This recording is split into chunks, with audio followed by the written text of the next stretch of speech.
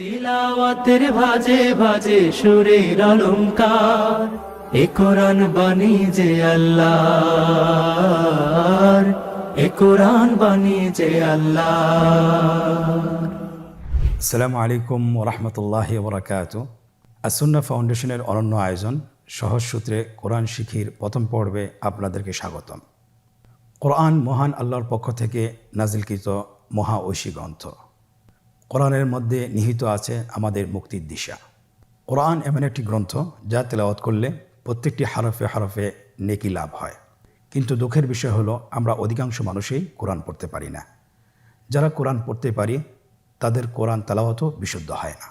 আপনারা যেন অতি সহজে সুন্দরভাবে বিশুদ্ধভাবে কোরআন তেলাওয়াত শিখতে পারেন, সে লক্ষ্যে আসুন্নাহ ফাউন্ডেশন কোরআন পড়ার এক চমৎকার উদ্যোগ হাতে নিয়েছে। আপনারা এই আয়োজন থেকে মাত্র 27টি পর্বে কোরআন পড়া শিখতে পারবেন ইনশাআল্লাহ। কোরআন শিখার এই আয়োজনে আপনাদের সাথে আছি আমি মোহাম্মদ হোসেন, প্রাক্তন শিক্ষক, মসজিদ নববী, মদিনা মুনাওয়ারা। প্রিয় শিক্ষার্থীবৃন্দ, আল্লাহ সুবহানাহু ওয়া তাআলা কোরআন কারীমের সূরা কমারের 7 নম্বর আয়াতে ইরশাদ করেন, ওয়ালাকাদ ইয়াসসারনাল কুরআনা লিযিকরি ফাহাল মিন মুদ্দাকির। আমি কোরআনকে সহজ করে দিয়েছি উপদেশ গ্রহণ করার জন্য, অতএব তোমাদের মধ্যে কি উপদেশ গ্রহণকারী কেউ আছে? প্রিয় বন্ধুরা, কোরআন শেখার জন্য মোট 7টি সূত্র রয়েছে। আপনারা স্ক্রিনে লক্ষ্য করুন। 1 নম্বর আরবি বর্ণমালা অথবা আরবি হরফসমূহ, এর পাশাপাশি যুক্ত হরফসমূহ। আরবি বর্ণমালা বলতে আমরা যেটা বুঝি আলিফ থেকে ইয়া পর্যন্ত মোট 29টি হরফ, এবং যুক্ত বর্ণমালা। যুক্ত বর্ণমালা আমরা বলি যে শব্দ গঠনে যেভাবে অক্ষরগুলোকে যুক্ত করতে হয় সেগুলোকে যুক্ত বর্ণ বলে। কোরআন শিখার দ্বিতীয় সূত্র হরকতের ব্যবহার। হরকত বলতে আমরা কি বুঝি? এক জবর, এক জের, এক পেশকে হরকত বলে। তৃতীয় নম্বর সূত্র, স্ক্রিনে লক্ষ্য করুন, তানবিনের ব্যবহার। তানবিন কাকে বলে? 2 জবর, 2 জের, 2 পেশ। 4 নম্বর সূত্র জজমের ব্যবহার। আপনারা স্ক্রিনে দেখতে পাচ্ছেন, এটাকে জজম বলে। এই জজম এককভাবে উচ্চারিত হয় না, এই জজমটি উচ্চারণ করতে হলে পূর্বের হরকতের সহযোগিতা লাগে। 5 নম্বর সূত্র তাশদীদের ব্যবহার। আমরা যদি তাশদীদের ব্যবহার শিখতে পারি তাহলে আমরা যুক্ত বর্ণ কিভাবে উচ্চারণ করতে হয়, তাশদীদওয়ালা হরফ কিভাবে উচ্চারণ করতে হয় সেটা আমরা শিখতে পারবো। স্ক্রিনে দেখতে পাচ্ছেন, তাশদীদ বলতে আমরা কি বোঝাচ্ছি? এই চিহ্নটাকে তাশদীদ বলে। এই চিহ্নটা যদি আমরা শিখতে পারি তাহলে আমরা তাশদীদের ব্যবহার শিখে ফেলবো ইনশাআল্লাহ। কোরআন শিখার 6 নম্বর সূত্র মাদের হরফকে জানা এবং এর প্রয়োগ কিভাবে করতে হয় সেটা শেখা। আমরা জানি যে মাদের হরফ 3টি, আলিফ, ওয়াও, ইয়া। জবরের বাম পাশে খালি আলিফ, জেরের বাম পাশে জজমালা ইয়া, পেশের বাম পাশে জজমালা ওয়াও হলে এক আলিফ টেনে পড়তে হয়। এটাও আমরা ইনশাআল্লাহ শিখব। কোরআন শিখার সর্বশেষ সূত্র, সেটাকে আমরা বলি মাদ্দে লিন। লিনের ব্যবহার আমরা যদি শিখতে পারি তাহলে আমরা কোরআন পড়া শেখাটা আমাদের জন্য সহজ হবে ইনশাআল্লাহ। আপনারা স্ক্রিনে দেখতে পাচ্ছেন, লিনের হরফ 2টি, ওয়াও এবং ইয়া। ওয়াও জজম তার আগে যদি জবর থাকে এবং ইয়া জজম তার আগে যদি জবর থাকে তাহলে এটাকে লিনের হরফ বলে। আলহামদুলিল্লাহ, আমরা কোরআন পড়া শেখার 7টি সূত্র আমরা দেখলাম এবং জানলাম। আমরা যদি এই 7টি সূত্র যদি আত্মস্থ করতে পারি, শিখতে পারি, জানতে পারি, তাহলে ইনশাআল্লাহ কোরআনের যে কোনো শব্দ, যে কোনো আয়াত, যে কোনো বাক্য আমরা সহজেই বানান করে পড়তে পারবো। এবং বিশেষ করে আমরা যখন 27টি পাঠ শেষ করতে পারবো তখন ইনশাআল্লাহ আমরা পুরা কোরআন যে কোনো জায়গা থেকে আমরা বানান সহ এবং বানান ছাড়া পড়তে সক্ষম হব ইনশাআল্লাহ। চলুন আর দেরি না করে আমরা আমাদের আজকের প্রথম পাঠটি শুরু করি। সকলে আমার সাথে বলুন, রব্বি জিদনি ইলমা, রব্বি ইশরাহ লি সাদরি ওয়ায়াসসির লি আমরি ওয়াহলুল উকদাতাম মিন লিসানি ইয়াফকাহু কওলি। আলহামদুলিল্লাহ, আপনারা স্ক্রিনে দেখতে পাচ্ছেন আরবি বর্ণমালা, আরবি হরফসমূহের যে 29টি হরফ, এর মধ্যে থেকে আমরা ইনশাআল্লাহ আজকে আমরা 7টি হরফ শিখব। প্রত্যেকটি হরফ কিভাবে উচ্চারণ করতে হয়, কয় আলিফ টান রয়েছে, কি কি বৈশিষ্ট্য রয়েছে, এটা বিস্তারিত সহ আলোচনা করে আপনাদেরকে ইনশাআল্লাহ পড়াবো এবং হরফগুলো কিভাবে লিখতে হয় সেটাও আমরা আপনাদেরকে দেখাবো। আপনারা স্ক্রিনে লক্ষ্য করুন, আলিফ হরফটি অবশ্যই আপনারা দেখতে পাচ্ছেন। আলিফ হরফটি খুবই সহজ, দেখতে লাঠির মতো। এটা লাঠি যেরকম দাঁড়িয়ে থাকে আলিফ হরফটি সেরূপ দাঁড়িয়ে আছে, তাহলে এটাকে কি বলে? আলিফ। আমাদেরকে বলতে হবে, বলুন আলিফ। আলিফে কিন্তু কোনো টান নেই, আপনারা বুঝতে পারতেছেন। আমি যখন আলিফ বলছি এর মধ্যে কোনো টান হবে না, আলিফ। আবার বলুন আলিফ। আলিফ হরফটি মাখরাজ হলো আপনার মুখের শূন্যস্থান থেকে, গলা এবং মুখের শূন্যস্থান হতে আলিফ হরফটি উচ্চারিত হয়। আমরা সবাই বলি আলিফ। এর পরবর্তীতে আপনারা দেখতে পাচ্ছেন 3টি হরফ আমরা দেখতে পাচ্ছি আমাদের স্ক্রিনে চলে এসেছে, বা, তা, সা। আমাদের স্ক্রিনে চলে এসেছে বা হরফটি কীভাবে উচ্চারণ করবেন? বা হরফে টান হবে, এক আলিফ টান। আপনারা আমার সাথে বলুন বা। আবার বলুন বা। এর মাখরাজ হলো আপনার 2 ঠোঁটের বিজা অংশ থেকে আপনি উচ্চারণ করবেন। দেখুন স্ক্রিনে কিন্তু এটা ছবি দেখা যাচ্ছে, আপনি ছবি দেখেও বলতে পারেন এবং ছবি দেখেও আপনি নিজে অনুশীলন করতে পারেন। আপনারা আমার সাথে আবার বলুন বা। বায়ের মতো আরেকটি হরফ আমরা দেখতে পাচ্ছি তা। তায়ের উপরে 2 নোক্তা, তাহলে 2 নোক্তালা হরফটিকে কি বলে? তা হরফটি বারিক হরফ এবং এক আলিফ টেনে পড়তে হবে। আপনারা আমার সাথে বলুন তা। আবার বলুন তা। তায়ের মাখরাজ কোন জায়গা থেকে? জিহ্বার আগা সামনের উপরের 2 দাঁতের গোড়ার সঙ্গে লাগিয়ে উচ্চারিত হয়। আপনারা আমার সাথে আবার বলুন তা। মাশাআল্লাহ, আমরা সহজেই বা এবং তা চিনতে পেরেছি। পরবর্তী হরফটির নাম হলো সা। আগের 2টি হরফ, বায়ের নোক্তা ছিল নিচে এবং তায়ের নোক্তা ছিল উপরে, সেখানে ছিল 2টি নোক্তা, আর সারও 3টি নোক্তা রয়েছে, সেটা হলো তার উপরে। তাহলে 3 নোক্তাওয়ালা হরফটিকে কি বলে? সা। আবার বলুন সা। সা হরফটি বারিক মানে পাতলা করে উচ্চারণ করতে হবে। তাহলে আমরা এখন সায়ের মাখরাজ লক্ষ্য করি। সায়ের মাখরাজ কোন জায়গা থেকে? স্ক্রিনে দেখা যাচ্ছে। সা হরফটির মাখরাজ হলো উচ্চারণের স্থান জিহ্বার আগা সামনের উপরের 2 দাঁতের আগার সঙ্গে লাগিয়ে উচ্চারিত হয়। আমরা আমার সাথে আবার উচ্চারণ করুন সা। সা। আবার বলুন সা। মাশাআল্লাহ, তাহলে আমরা 4টি হরফ শেষ করে ফেললাম, সম্পন্ন করলাম। প্রথম হরফটি ছিল আলিফ এবং দ্বিতীয় 3টি হরফ দেখতে একই রকম। এই 3টি হরফ হলো বা, তা, সা। বা, তা, সা। আলহামদুলিল্লাহ, অল্প সময় আমরা 4টি হরফ চিনতে পারলাম এবং শিখে ফেললাম। পরবর্তী আরও 3টি হরফ আপনারা স্ক্রিনে দেখতে পাচ্ছেন, স্ক্রিনে চলে এসেছে। প্রথম হরফটি হলো জিম, পরের হরফটি হা, পরের হরফটি খ। আপনারা আমার সাথে বলুন জিম, হা, খ। জিম হরফটি বারিক হরফ, এটা উচ্চারণ করতে হবে 3 আলিফ টেনে।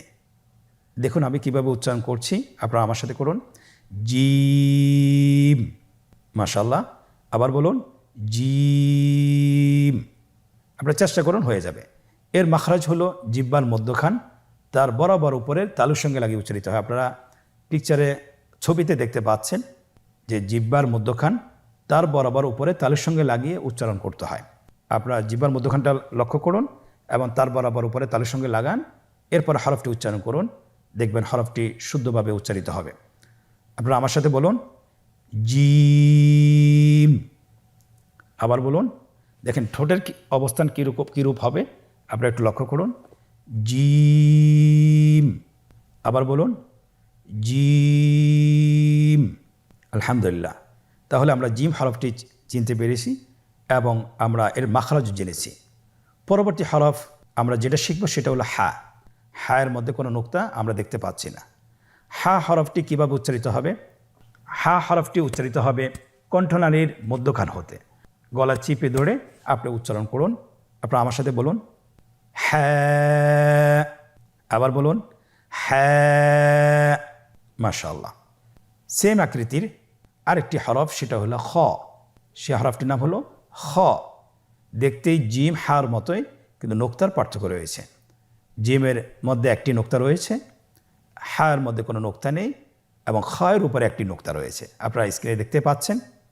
আমরা খ হরফটি উচ্চারণ করব। খ হরফটি হলো মোটা হরফ, উচ্চারণের ক্ষেত্রে মোটা হবে।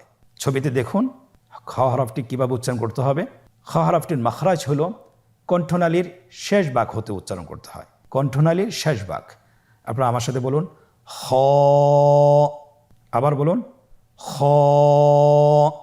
মাশাআল্লাহ, আমরা তিনটি একই আকৃতির হরফ শিখলাম, সেটা হলো জিম, হ্যাঁ, খ। জিম, হ্যাঁ, খ। আমরা শুরু থেকে আবার ধারাবাহিকভাবে আমরা পড়ব, আপনারা আমার সাথে পড়ুন। বলুন শুরু থেকেই, আলিফ, বা, তা, সা, জিম, হ্যাঁ, খ। আলহামদুলিল্লাহ, তাহলে আমরা ধারাবাহিকভাবে পড়লাম। আমরা এখন পিছন থেকে পড়ে আসব। আপনারা আমার সাথে পড়ুন খ, হ্যাঁ, জিম, সা, তা, বা, আলিফ। আমরা এই হরফগুলো এখন গ্রুপ আকারে পড়ব। আপনারা আমার সাথে বলুন আলিফ, বা, তা, সা, জিম, হা, খ। আবার বলুন আলিফ, বা, তা, সা, জিম, হা, খ। আলহামদুলিল্লাহ, আমরা 7টি হরফ শিখলাম এবং চিনলাম। এখন আমরা দেখব এই 7টি হরফ কীভাবে লিখতে হয়।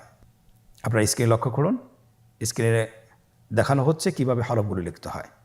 আলিফ, বা, তা, সা, জিম, হা, খ। খুব সহজে কিন্তু লেখা হয়ে গেল। আমরা জানি বাংলা এবং ইংরেজি বাম পাশ থেকে লিখতে হয়, কিন্তু আরবি হরফগুলো লিখতে হয় ডান পাশ থেকে, ডান দিক থেকে শুরু করতে হয়। আপনারা লক্ষ্য করেছেন স্ক্রিনে কীভাবে লেখা হয়েছে, ডান দিক থেকে শুরু করে বাম দিকে শেষ করতে হয়। সম্মানিত মুসলিম ভাই বোনেরা, এতক্ষণ ধরে আমরা আরবি হরফগুলো শিখতেছিলাম এবং আমরা অনুশীলন করতেছিলাম। এখন আমরা নিজেদেরকে মূল্যায়ন করব যে কতটুকু আমরা শিখতে পেরেছি, কতটুকু আমরা বুঝতে পেরেছি, বা হরফগুলো কতটুকু আমরা চিনতে পেরেছি, সেটা আমরা নিজেদেরকে যাচাই বাছাই করব অনুশীলনের মাধ্যমে। আমরা এখন একটি চমৎকার অনুশীলনের মধ্যে প্রবেশ করছি। আপনারা স্ক্রিনে দেখতে পাচ্ছেন আমাদের সামনে একটি অনুশীলনের পেজ চলে আসছে। এখানে আমরা নিজেরা অনুশীলন করব এবং আমরা হরফগুলোকে ভালোভাবে আত্মস্থ করব। 1 নম্বর অনুশীলন, নিম্নোক্ত হরফগুলো সঠিক নামের জায়গায় লিখুন এবং পড়ুন। নিম্নোক্ত হরফগুলো সঠিক নামের জায়গায় লিখুন এবং পড়ুন। আমরা দেখতে পাচ্ছি এখানে 3টি রো দেওয়া আছে। প্রথম রোতে হরফগুলো দেওয়া আছে, দ্বিতীয় রোটি খালি রাখা হয়েছে এবং তৃতীয় রোটি এখানে হরফগুলোর নাম দেওয়া আছে। এখন আমাদেরকে যেটা করতে হবে, হরফগুলো সঠিক নামের জায়গায় বসাতে হবে। দেখুন কিভাবে হরফগুলো সঠিক নামের জায়গায় বসানো হচ্ছে। প্রথম হরফটি হা, দেখুন তার সঠিক নামের জায়গায় বসানো হয়েছে। দ্বিতীয় হরফটি তা, তার সঠিক নামের জায়গায় বসানো হয়েছে। তৃতীয় হরফটি খ, তার সঠিক নামের জায়গায় বসানো হয়েছে। এভাবে সবগুলো হরফ তার সঠিক নামের জায়গায় বসিয়ে দেওয়া হচ্ছে। দ্বিতীয় অনুশীলন, রেখা টেনে হরফের সাথে নামের মিল করুন। আপনারা স্ক্রিনে দেখতে পাচ্ছেন এখানে 3টি কলাম রয়েছে। ডানের কলাম হরফগুলো দেওয়া আছে, মাঝখানের কলামে খালি রাখা হয়েছে এবং শেষের কলাম, তৃতীয় কলামটিতে হরফের নামগুলো দেওয়া আছে। আমাদেরকে যেটা করতে হবে, হরফের সাথে নামের মিল করতে হবে। কিভাবে? রেখা টেনে। প্রথম হরফটি সা, তার নামের সাথে মিল করে রেখা টেনে মিল করে দেওয়া হচ্ছে।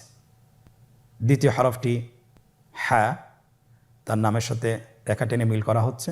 তৃতীয় হরফটি বা, তার নামের সাথে রেখা টেনে মিল করা হচ্ছে। এমনিভাবে প্রতিটি হরফ তার সঠিক নামের সাথে রেখা টেনে মিল করে দেওয়া হচ্ছে। আলহামদুলিল্লাহ, অনুশীলনের দ্বিতীয় পর্বটিও আমরা শেষ করতে পেরেছি। তৃতীয় নম্বর অনুশীলন, নোক্তাওয়ালা এবং নোক্তাবিহীন হরফগুলো সঠিক জায়গায় বসাতে হবে। আমরা জানি আজকে আমরা যে হরফগুলো শিখেছি এখানে কয়েকটি হরফের নোক্তা ছিল না এবং অধিকাংশ হরফের নোক্তা ছিল। আমাকে পার্থক্য করতে হবে যে কোন হরফগুলো নোক্তাওয়ালা এবং কোন হরফগুলো নোক্তাবিহীন। আপনারা দেখতে পাচ্ছেন এখানে আমরা লিখে দিয়েছি যে নোক্তাবিহীন হরফগুলোকে বসাতে হবে, পরবর্তী হলো নোক্তাওয়ালা হরফগুলোকে বসাতে হবে। ডানের কলামে আপনারা নোক্তাবিহীন হরফগুলোকে বসিয়ে দিন এবং বামের কলামে আপনারা নোক্তাওয়ালা হরফগুলো বসিয়ে দিন। স্ক্রিনে দেখতে পাচ্ছেন হরফগুলো বসানো হচ্ছে। নোক্তাবিহীন হরফ হলো 2টি, আলিফ এবং হা, আলিফ এবং হা। এবং নুক্তাওয়ালা হরফ হলো 5টি, আপনারা দেখতে পাচ্ছেন, বা, তা, সা, জিম, খ। আলহামদুলিল্লাহ, আমরা সঠিক হরফগুলো সঠিক জায়গায় বসিয়ে দিয়েছি। 4 নম্বর অনুশীলন, নুক্তা দিয়ে হরফ তৈরি করা। এটা খুবই সহজ। আমরা হরফগুলোর আকৃতি দিয়েছি এবং এখানে আপনাকে যেটা করতে হবে, নুক্তা বসিয়ে হরফ তৈরি করতে হবে। প্রথম হরফটি বলা হয়েছে যে আমাকে সা তৈরি করতে হবে, আকৃতি দেওয়া আছে, শুধুমাত্র আপনাকে নুক্তা বসিয়ে সা হরফটি নিশ্চিত তৈরি করতে হবে। তাহলে আমরা জানি সা হরফের নুক্তা কি নিচে না উপরে? অবশ্যই উপরে। কয় নোক্তাওয়ালা? 2 নোক্তাওয়ালা না 3 নোক্তাওয়ালা? অবশ্যই 3 নোক্তাওয়ালা। তাহলে আমরা 3 নোক্তা বসিয়ে সা হরফটি তৈরি করে ফেলি। স্ক্রিন লক্ষ্য করুন, সা হরফটি তৈরি করা হয়েছে। দ্বিতীয় হরফটি বা। আমরা জানি বায়ের এক নোক্তা। আপনারা বলতে পারবেন আশা করছি, বায়ের নোক্তা সবসময় নিচেই থাকে, উপরে থাকার কোনো সুযোগ নেই। স্ক্রিনে দেখুন, বা হরফটি তৈরি করা হয়েছে। তৃতীয় হরফটি হলো তা। কীভাবে আমরা তা তৈরি করব? তায়ের আকৃতি দেওয়া আছে, কিন্তু এখানে তায়ের যে আর বাকি অংশ সেটা দেওয়া নেই। আমরা জানি বাকি অংশটি হলো নোক্তা। তাহলে নোক্তা কি নিচে বসবে না উপরে? অবশ্যই উপরে বসবে। 2 নোক্তাওয়ালা না 3 নোক্তাওয়ালা? অবশ্যই 2 নোক্তাওয়ালা। স্ক্রিনে দেখুন, তা হরফটি তৈরি করা হয়েছে 2 নোক্তা দিয়ে। চতুর্থ নম্বর হরফ খ। খ কীভাবে আমরা তৈরি করব? উপরের 1 নোক্তা দিলেই খ হরফটি তৈরি হয়ে যাবে, তৈরি করা হয়েছে। পরবর্তী হরফটি জিম। জিম আমরা কিভাবে তৈরি করব? অবশ্যই জিমের পেটের মধ্যে 1টি নোক্তা বসিয়ে দিলে জিম হয়ে গেল। আপনারা স্ক্রিনে দেখতে পেয়েছেন, আলহামদুলিল্লাহ। তাহলে আমাদের প্রশ্ন অনুসারে আমাদের হরফগুলো তৈরি করা হয়েছে। প্রিয় ভাইয়েরা, আপনারা এতক্ষণ ধরে যে ভিডিওটি দেখলেন, আপনারা যদি এটা বাসায় বারবার অনুশীলন করেন, কমপক্ষে 10 থেকে 20 মিনিট, তাহলে ইনশাআল্লাহ হরফগুলো চিনতে এবং বলতে আপনাদের কোনো ভুল হবে না। আল্লাহ সুবহানাহু ওয়া তাআলা আমাদেরকে কোরআনে কারীম খুব সহজে শিখার তৌফিক দান করুন, আমিন। আজকের পর্ব থেকে এখানেই বিদায় নিচ্ছি। পরবর্তী পর্বতে আবারও দেখা হবে ইনশাআল্লাহ। জাযাকুমুল্লাহ খায়র। আসসালামু আলাইকুম ওয়া রাহমাতুল্লাহি ওয়া বারাকাতুহু। আসুন্নাহ ফাউন্ডেশন, উম্মার স্বার্থে সুন্নাহর সাথে।